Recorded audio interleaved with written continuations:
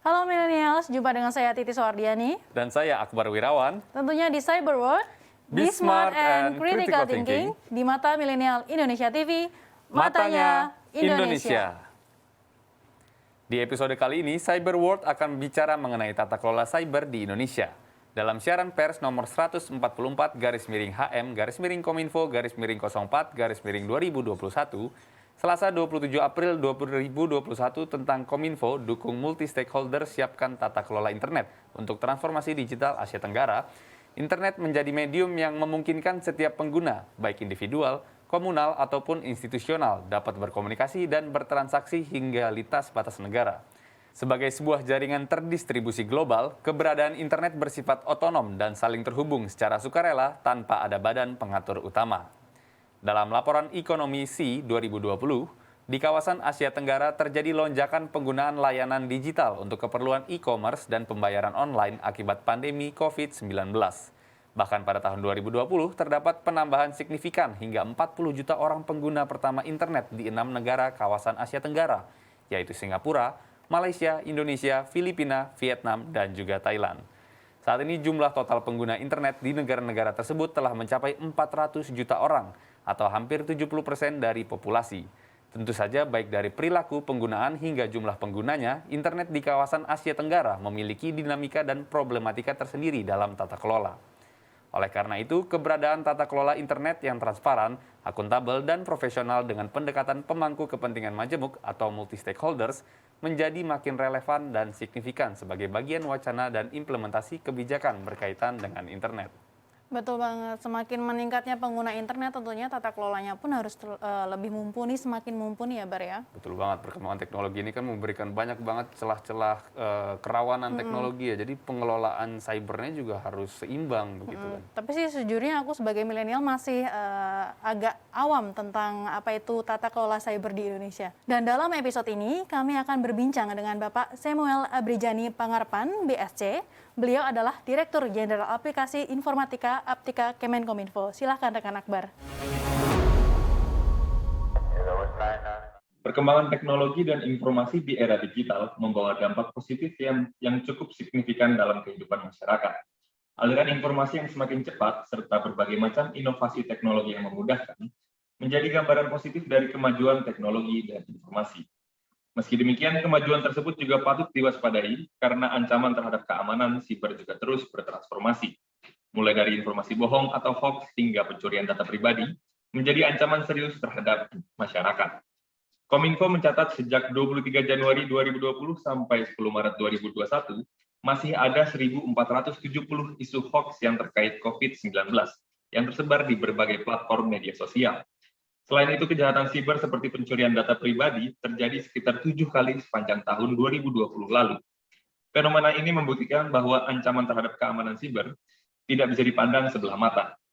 Maka para stakeholder, khususnya Kementerian Komunikasi dan Informatika, terus berupaya melakukan upaya antisipasi terhadap hal tersebut.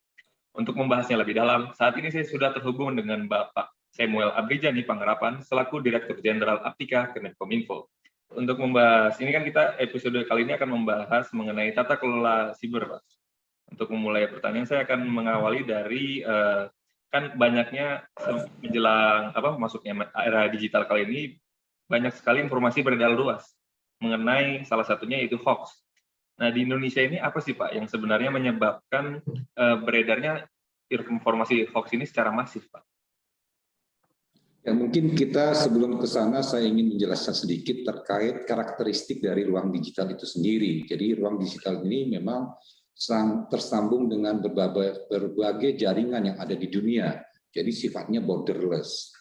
Dan bisa diakses dari mana saja. Ya kan, orang bisa mengaksesnya dari rumah, dari kantor, dari manapun. Dan anonymity. Jadi kadang-kadang orang memberi nama palsu. Walaupun sebenarnya pada saat dia melakukan kejahatan, kita bisa mencarinya. Yang keempat adalah karakteristiknya adalah interaktif, sangat interaktif. Dan itu sifatnya masif, rapid. Jadi itu 5 karakter ini harus dipahami. Jadi apabila terjadi misinformasi atau hoax ataupun ini, itu bisa sifatnya masif. Nah ini yang kita tangani. Memang ini bagian daripada akses negatif dari transformasi digital. Tapi kita tahu sendiri tadi di awal sudah disebutkan bahwa transformasi digital ini justru membawa banyak peluang. Nah, bagaimana kita menekan efek negatifnya supaya peluang-peluang ataupun manfaat-manfaat ini bisa lebih dikembangkan. Ini yang kita lakukan di Kominfo, dari pengendalian kontennya, ya, pengawasan, melakukan stempel hoax, melakukan sosialisasi, dan juga sampai memberi take down dan juga memberi sanksi hukum yang bekerja sama dengan kepolisian. Baik, artinya kan Kemenkominfo melakukan monitoring atau deteksi terhadap hoax-hoax yang beredar, Pak ya. Biasanya kalau yang ditemukan oleh Kominfo, itu informasi hoax yang paling banyak itu apa ya, Pak, yang beredar di masyarakat? Ya itu tergantung daripada kayak musim. Jadi hoax itu di Indonesia tuh kayak musim. Kalau musimnya lagi dari konsultasi itu pemilu mamanya ya, isunya sekitar hoax pemilu. Nah kemarin di awal-awal pandemik itu banyak sekali isu-isu tentang pandemik.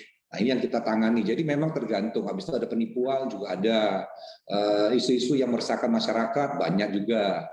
Ini yang banyak yang terjadi. Jadi memang tergantung dari isu yang ada di masyarakat. Nah kadang-kadang ada kejadian gempa mamanya atau bencana, itu bisa juga mereka melakukan hoax. Nah ini yang menurut saya sudah ada bencana, masih ada orang-orang yang selalu memanfaatkan hal-hal tersebut untuk hal-hal yang negatif. Nah ini yang kami tangani dengan sungguh-sungguh, dan kita khususnya untuk COVID ini kita sudah menangani dari sejak awal, dan kita tidak ada toleransi terhadap siapapun yang melakukan penyebaran hoax. Kami bekerja sama dengan semua platform. Dan alhamdulillah semua platform itu juga mempunyai prinsip yang sama terkait COVID ya, karena juga itu akan berbahaya bagi masyarakat.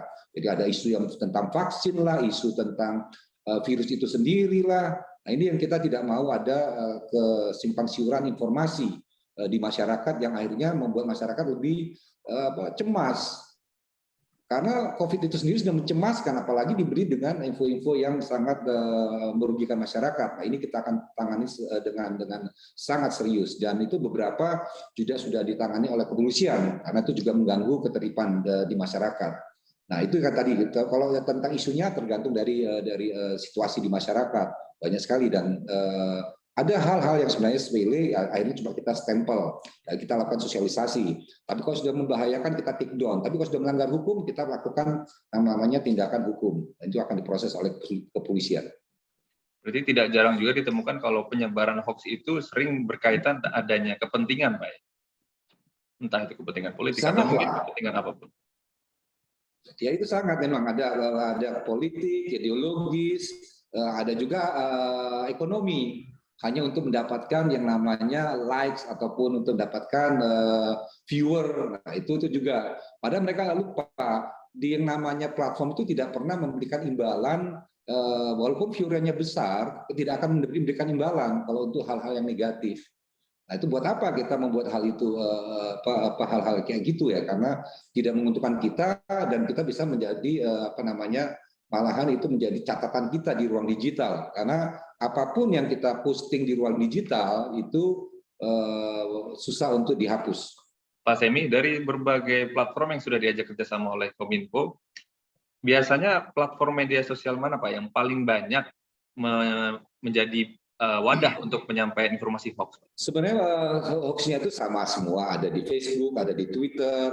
Biasanya di ruang-ruang publik itulah mereka menyebarkan. Dan kita juga, karena itu sifatnya terbuka, kita bisa memantaunya. Nah, yang menjadi bahaya itu adalah kalau itu beredarnya di ruang-ruang private seperti di WA group. Kalau itu tuh biasanya kita dapat laporan dari masyarakat. Jadi masyarakat melaporkan, inilah ada hoax yang beredar di percakapan private, nah itu kita tindak lanjutin. Baik. Kalau misalkan adanya penyebaran hoax dari platform yang umum seperti yang publik lah ya, misalkan Instagram atau Facebook, kan biasanya Kominfo bisa melakukan blokir Pak ya, atau misalkan penghapusan konten. Tapi kalau misalkan disebarkan melalui yang Bapak sampaikan, platform private seperti WhatsApp, itu bagaimana Pak langkahnya Pak? Nah itu yang langkahnya, begitu itu beredar, kita analisa, kita cari sumber aslinya, kita stempel yang hoax-nya itu kita stempel hoax, habis itu kita juga sebarkan yang berita yang benarnya, kita sandingkan, dan kita juga sebarkan di percakapan-percakapan private.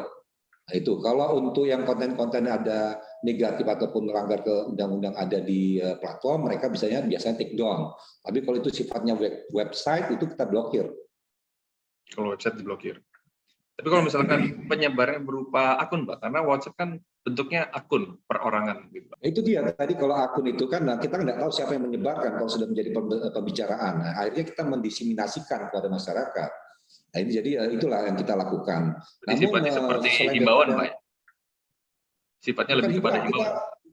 Bukan himbauan, jadi begini loh, kan ada hoax yang diedarkan. Nah, kita analisa hoax itu, kita stempel, oh ini hoax loh, ini loh aslinya.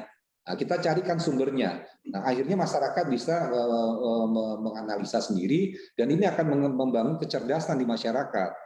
Nah, itu cara kita menangani untuk yang komunikasi private.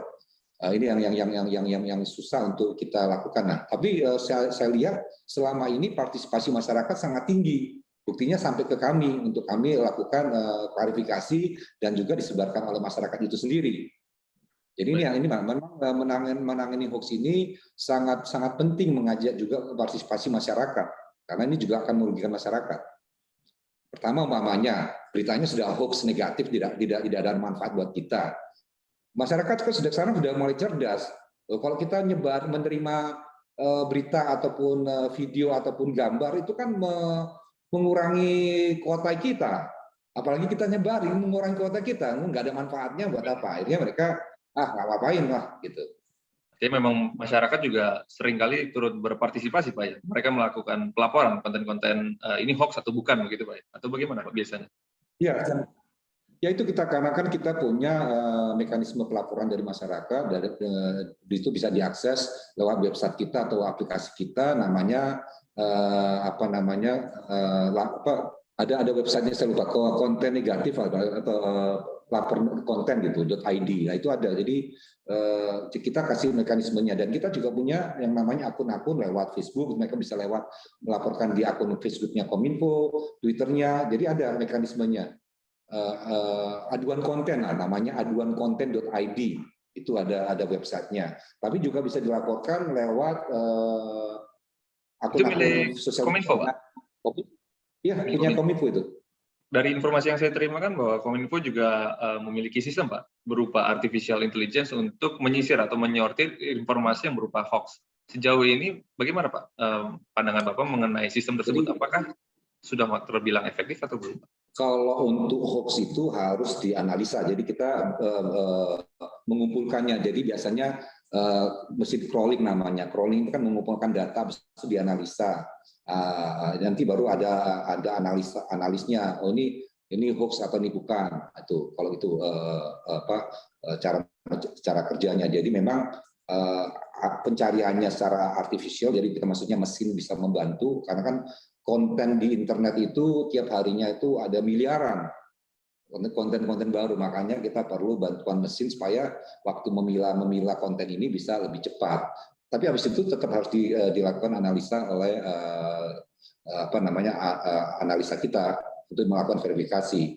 Nah, ini efektif atau tidak ya? Saya rasa paling tidak membantu kerja kita. Nah, tapi juga selain daripada tadi mesin tadi, masukan dari masyarakat ini penting sekali karena partisipasi mereka lah juga akan membantu cara kerja mesin ini. Jadi mesin ini kan mesin learning ya, jadi kalau makin diajarin makin cerdas. Jadi dia ini. Tapi tetap sebelum dilakukan pemblokiran atau apa itu harus ada sentuhan manusia untuk menganalisanya. Karena kita nggak mau juga serta-merta seluruhnya dianalisis akhir oleh mesin begitu, Pak, ya. Tapi tetap ada peran manusia. Ya benar. Jadi mesin ini hanya membantu manusia untuk mempercepat melakukan pekerjaannya. Pada akhirnya tetap harus ada manusianya di belakangnya. Tapi untuk umpamanya hal-hal yang sudah lebih mudah dianalisa adalah contohnya pornografi. Mesin sudah bisa membaca karena foto-foto pornografi itu kan punya karakteristik yang sama. Jadi itu kita ajarin mesinnya. ketelanjangan, ini ada pembukaan orang yang melanggar undang-undang itu, karena kita punya koleksinya ada jutaan, nah itu lebih mudah. Tapi kalau untuk bentuknya konten itu kan harus dianalisa, benar nggak bahasanya, salah nggak, kayak gini. Ya, itu yang perlu saya rasa perlu sentuhan dari manusia. Terima kasih Pak Semi. Tapi kita akan rehat dulu sejenak. Oleh karena itu, milenial jangan kemana-mana dan tetap di program Cyber World, Be Smart and Critical Thinking.